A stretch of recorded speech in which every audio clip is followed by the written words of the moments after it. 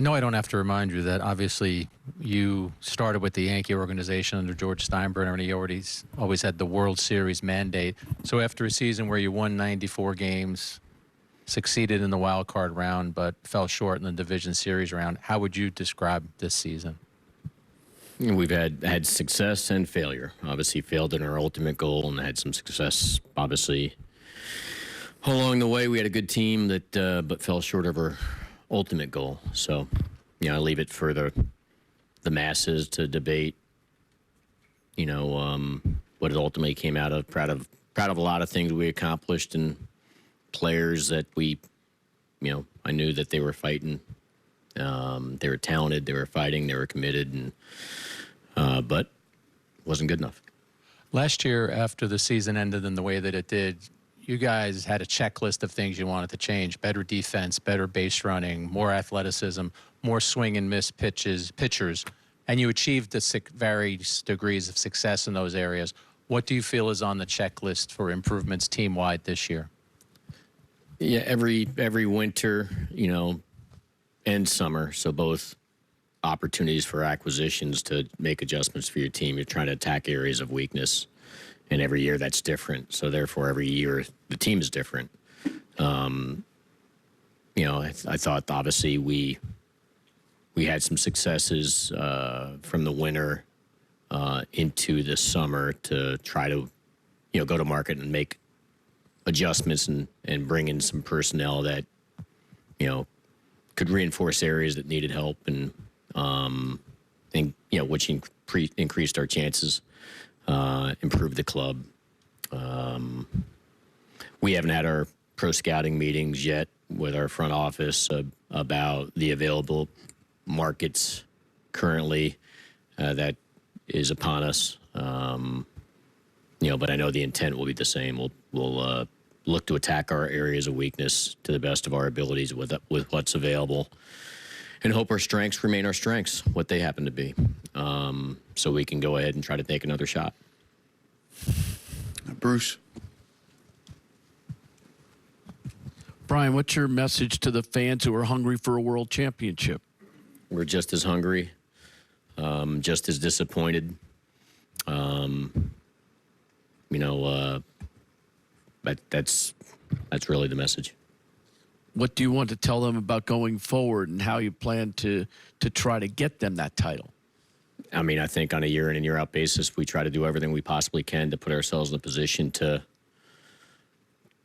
believe that we have a chance to be ultimately world champs once again, and have our fans think that and believe that, and obviously have the people covering us believe that, and then take our shot. But while we're taking our shot for the teams that we've put together that have actually qualified for the postseason, you're still, you're a prize fighter getting into the ring with another prize fighter, and you got to be on your A game, and or you're going to take a punch that's going to knock you out. And unfortunately, this year that knockout punch hit in the division series. Eric and Joel. Brian, you said talking about attacking areas of weakness from where you said, what are your areas of weakness going into the off season? I'm not going to unpack that today. We'll have some free agency that's going to hit. That'll create some vacancies. We have, got to weigh the available marketplace via free agency or trades with the committed payroll versus the available payroll thereafter. And again, measure opportunities. Some players, knocking on the door, earning the right maybe to take the next step from down below. Obviously at the same time, just trying to weigh what's available to us and if we can get our hands on it, in competition via trade or free agent dollars. And then when Aaron was in here talking about the staff changes, he said organizationally decided to go in a different direction. And in your eyes, what made those staff changes specifically with Harkey and Chapman necessary or needed? Yeah, every year I'm charged with making some tough decisions. We have good people and unfortunately, and friendships too. But I have to assess everything in the present, and where we go as we move forward. And again, our staff is, they work in tandem with each other in conjunction with our player group, and I just have to make tough decisions. So no one was per se terminated. These were expiring contracts. That the question is, are we going to offer a new opportunity moving forward? So I have made those decisions to make some changes and open up to evaluate opportunities in the marketplace to see if we can find some fits as we move forward into 2026 that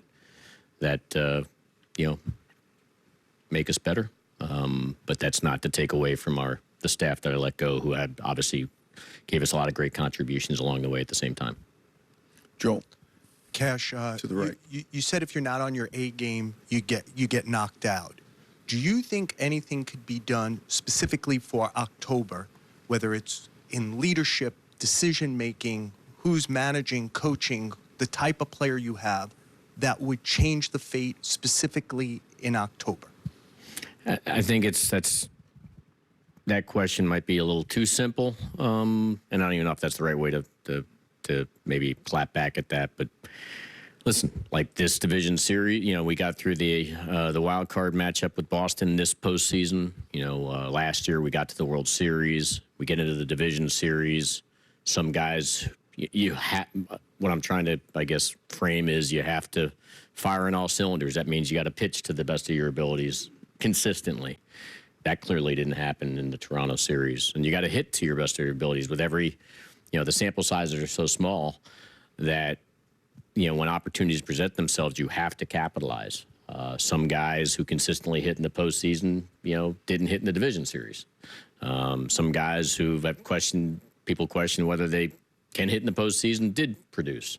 You need it all at the same time. You need everybody from your rotation to your bullpen to your start position player group on the lineup side, to bring your A game. And that's why I use the prize fighter.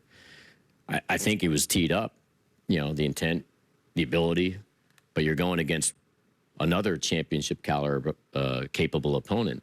And if they are able to neutralize one or many of your personnel, during that series, and so you're not optimizing every opportunity and putting your best foot forward. It's competition, so it's no guarantee. Just because you have a big name and you have big numbers and you're consistently putting up, quality performances, and even, you're still matching up against somebody else trying to get you out or trying to pound you into their bullpen. So, it just kill or be killed. And I don't think that our guys aren't tough enough. I mean, our teams change every year. You got new personnel, whether it's different relievers, different starters, different. A third of our offense was changed this year. Maybe a little bit more. With the additions of Goldschmidt / Rice. The evolution of Ben. Obviously Ben Rice with the combination of Goldschmidt. You got. The Bellinger addition, Grisham become an everyday force that he did this year. That's a 30-year lineup right there. Obviously, Ryan McMahon joined us late, hitting, in the 7th, 8th, or 9th hole, wherever Boone was putting him. That's a lot of turnaround, a lot of different guys that you didn't have prior. And again, you try it. You had different guys in the pen, you try it. You had different guys in the rotation, you try it. And, and it, in many cases, looked good enough, is capable. But again, it just fell short at the time when we could not solve the Toronto Blue Jays this year. They rolled us in the regular season. They rolled us in the postseason. And,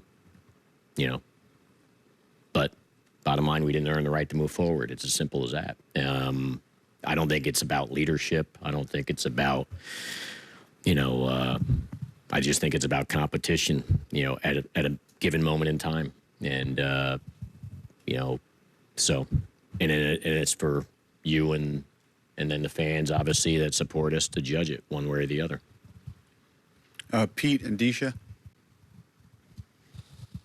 Cash, would you view securing Bellinger this winter as a top priority for you? He was an impact player for us. I'm glad we got him. Certainly expect him to opt out. Yeah, and I don't know. We haven't gotten to those conversations yet. We're in the HR version of our, winter so far. We will be scheduling all our internal discussions on roster assessments, player-wise, and then again, looking what we have from within and exploring what we have outside. But I can just tell you, he was really impactful for us, no question about it. One of the many reasons why, we're in a position to believe that, we were capable of great things this year when the dust settled. And so I thank him for everything he's done, and certainly would love to have him with our team moving forward. But we haven't had any of those discussions. I haven't had any conversations with Scott Boras, but Bouquet is his way, without a doubt. He helped us on both sides of the ball, offense, defense. He's a versatile player. He was great in our clubhouse, and so. But all that's yet to come. Deesh, back right. Just how do you make sense of the mental and defensive lapses carrying over into this year in the biggest moments, and what can you realistically do to address that? Forgive me, the Mendola? Mental and defensive mental. lapses. Yeah, it's hard to say. I mean, I think it's all part of a season. That comes in New York. It's louder. We certainly do a lot of deep dives on the base running allegations as our team. A terrible base running team. Well, it's not necessarily supported. We're actually, in theory, one of the best base running teams in the game, and ran into the fewer amount of outs compared to other clubs this year. Not the fewest, but we were on the low end of that stuff. And if anything, I think the first half of the season, compared to the second half of the season in terms of aggressiveness, first to third, second to home, base stealing, I think you saw it ramp up more. I think that had more reflection of, we had the personnel to do more on the pass, and I think that we started taking advantage of it in the second half more because I think some of our personnel were battling through some things while playing every day. And then once Boone felt more comfortable to start pushing that button on some guys, once they were feeling better with it, and then obviously our personnel changed. We got Caballero and the trade deadline, stuff like that. You started seeing us take advantage and being better at the base pass. But there were circumstances that play louder in New York when you get guys. I remember clearly the Fenway Park series with guys running from second to third with less than 2 outs on a ground ball to the left side. Those, can't happen, but they do. They happen here. They happen elsewhere. And again, you don't want to underreact to it. And you don't want to overreact to it. And it's why you spend some time to make sure you compare where you're at with others, and that that you have, that the conversations that need to be had are still being had regardless. It's So you said, and then the physical errors. Yeah, I mean, you got to do the work and put it out there. And thought we were a better defensive team this year, more athletic, and I think it played out that way. I thought we were converting more balls into outs than we had prior, and that gave us a better chance to, listen, last year we lost a big player in free agency, and a lot of questions how we're going to replace it. So we came back, we were a different team, tried to adjust, the areas of weakness that you try to address every year. Some winners you can, depending on the markets, you can address it better than others. Thought we were able to address a lot, which allowed us to, put ourselves back in a position to dream big. So again, whatever our areas of deficiencies are, we will continue to try to attack them, to limit mistakes, force mistakes on your opponent, and be an offensive force as well as one of the better teams on the defensive run prevention side, including your pitching staff. So Go to the left. Gary, Chris. Throughout the season, Anthony and Aaron said that Volpe's shoulder injury didn't have much of an impact on his performance. Do you agree with that assessment? And did you? Anthony said, and I'm sorry, it was two guys. Meaning Anthony and Aaron Boone both said Sorry. that Volpe's injury didn't impact his performance much. Do you agree with that assessment? And if so, what makes you think he can be a positive contributor post-surgery? I personally think now I'll start leaning more into that. Yes, it was affecting him because ultimately he had to have a surgery. None of that was really on the table, in season. So I think all things can be true. Was it bothering him to a level that was getting to a height of concern for us in season? The answer is no. Why is that? Player says it wasn't bothering him at that point. His physical testing was coming back strong. You know, we did an MRI that showed some old stuff in there. You know, Ahmad recommended we can do a shot, and, you banged it, falling on it, diving on it. That seemed to take care of it. You forget about it. Struggles keep happening. Conversations between your player and your trainer. These players, first and foremost, are superpowers. They're superpower. They're superhuman beings where the things that bother us physically, in a massive way, I don't think these alpha dogs, for instance, it bothers them as much. They don't feel things as much. Maybe it's adrenaline. Maybe it's just they're so strong as oxes in so many different ways that it doesn't, present itself to the point where they got to complain in a loud way. And so I know when follow-up asks, including from my chair, is this a problem? I'll deal with our head trainer, and his staff and the player. No, I actually feel better than I've ever felt the entire season. All right. And this is during performance lapses. So I think it could be true on both ways. I think that, I know people suggest maybe we underplayed the injury. I don't think that's true. I think we were trying to be as honest with our fans and our media who communicate to the fans what our medical staff, doctors, trainers, and then, you treat complaints from the player. And if the complaints are, no, this is not an issue, I feel good, blah, blah, blah, you deal with it. You treat the patient, treat the MRI. But shot hit sometime, I can't remember when it was, May, June. He really responded well. You forget about it. Then all of a sudden the performance, is spotty throughout the year, continues of highs, lows. Now he's getting another shot. I think they repeated the MRI again. And like, listen, if, we can look at this in the winter, and if this continues to be a problem, then we'll have to be open and look into surgery. So as the year goes on and he's diving all over the place, kind of, irritating it maybe at times, it starts to move up the tree of wasn't a concern, isn't a concern, to maybe it is a concern, and it's still speculative. He didn't have the season that we expected, that he expected, that we believe he's capable of. Now, after the surgery, I don't even know if Aaron Boone's had a chance to talk to the doctors about it or not, but the surgery, when you opened him up, the cleanup was more severe than the MRI would result. So, which again leads me to, do I think it now probably is more of an impact than it was, even though it was it's not his throwing shoulder? Probably, but speculative. But, I don't think, I'm just trying to answer the best I can. I've dealt with for years in the position of experience that I've had, where you deal with players and you respond to them, and if they, you get assurances that that's not an issue, or I don't feel anything, it's not a contributing factor, I don't feel it with my swing or what have you.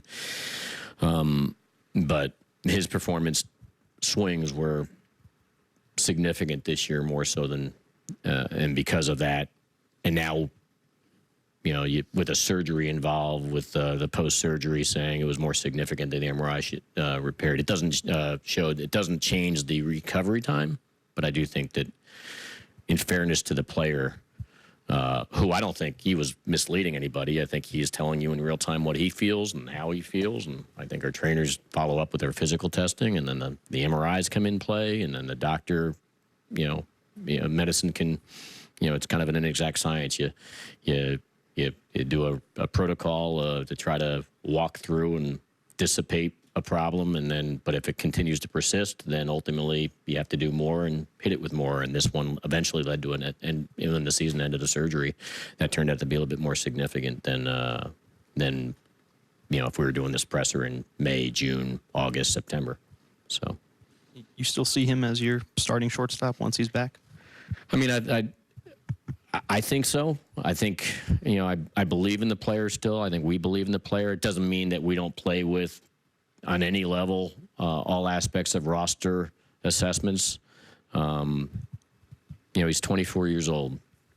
I don't think New York stage is too big for him. It just, still finding his way. And, the age is something that, there's a lot of value to reminding yourself about that. You see, whether it's in our sport, players that eventually figure it out, as they go down the line. You watch the NFL, these number one pick quarterbacks that franchise put everything in. Shortstop's kind of a quarterback position, center field catcher in baseball.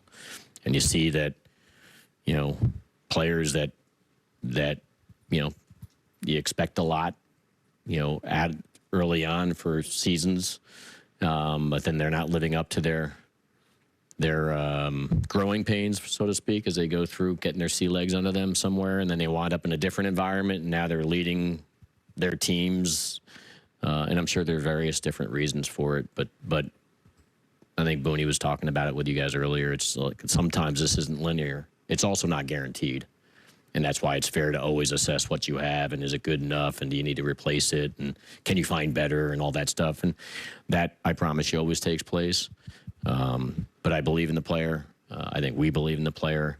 I think the injury probably contributed to the performance season that he wound up having more so than we would have thought based on our intimate involvement with him and our medical staff and how that played out. And the facts are the facts. He had to have a surgery that's going to take him down. He's not going to be ready for spring training, which therefore will put him out to start the season. He'll be on the IL and be ready sometime in April, maybe, worst case scenario, May, but he's going to get a late start just because of that. So somebody will be playing shortstop, not him opening day. But that doesn't, that's not a good thing for us either.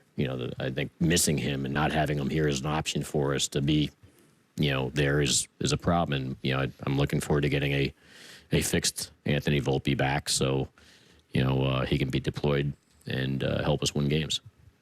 Andy. So have you not scheduled your pro scouting meetings yet? No.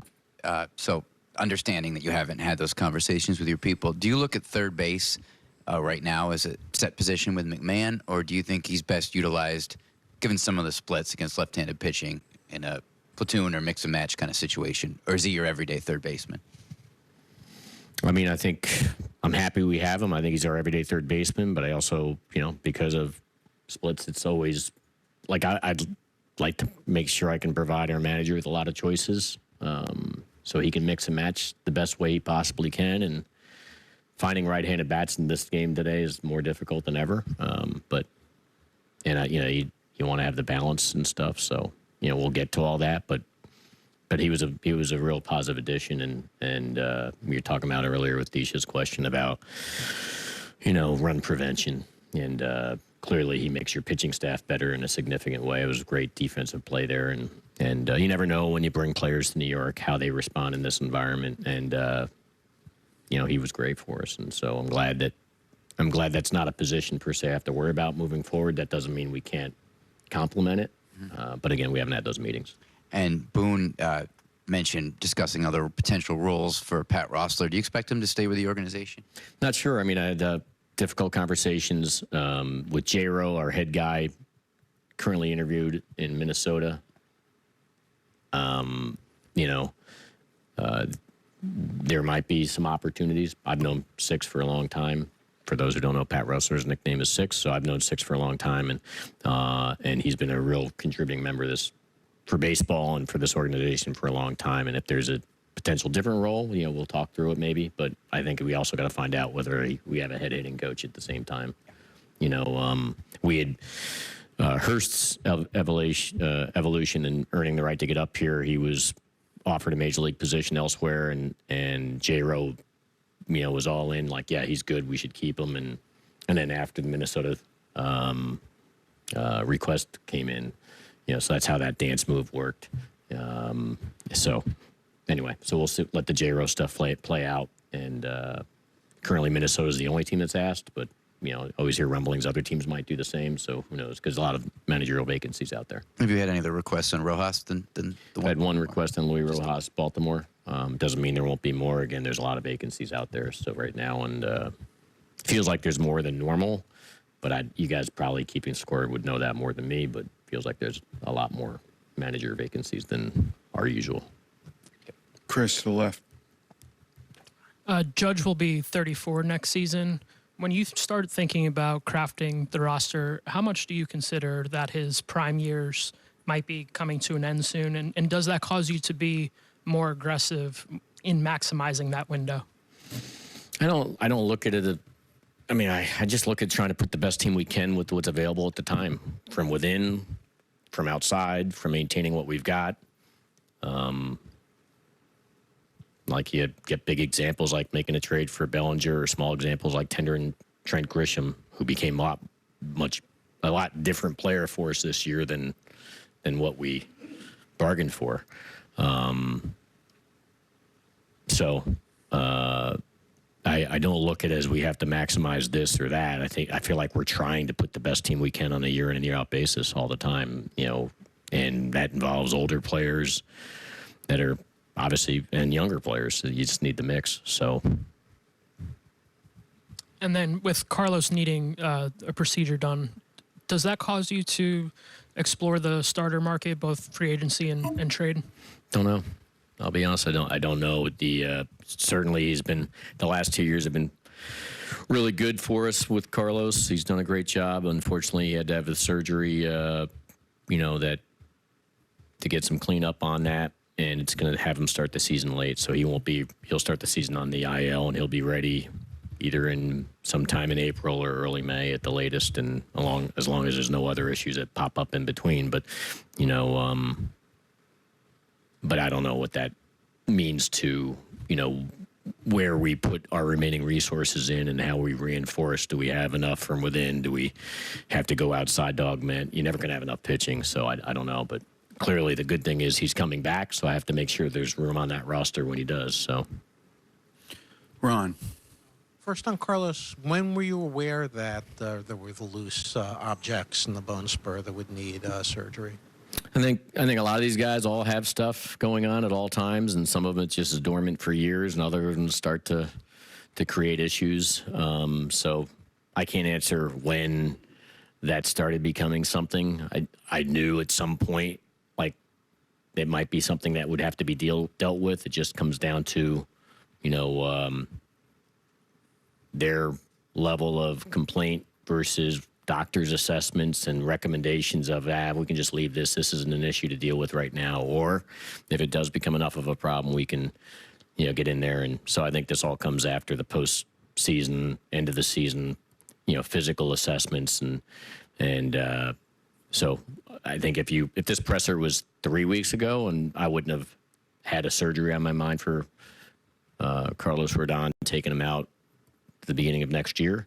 But it's also not surprising given the job that he does. So, and as you weigh multi-year contract commitments this offseason, do you have to factor in, or if so, how, the possibility there might be a cap phasing in 28 or large hikes in tax rates starting in 27? That's above my pay grade. It's business as usual as far as I'm concerned.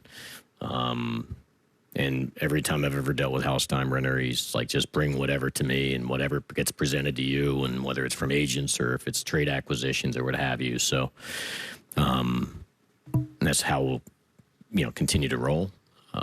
But yeah, I'm thinking about 26, not 27. Take one or two more, Dave. Cash, that the last two off seasons for you guys were kind of big move driven. You got Juan Soto 2 years ago.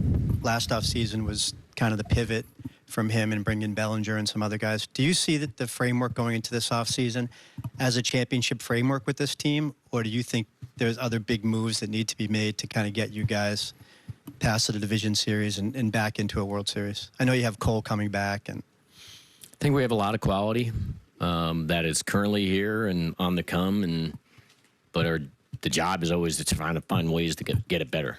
Because whatever it looks like right now, you're going to wind up with injuries, surprising underperformance, just like you can get surprising better performance that came out of nowhere. That's all part of it.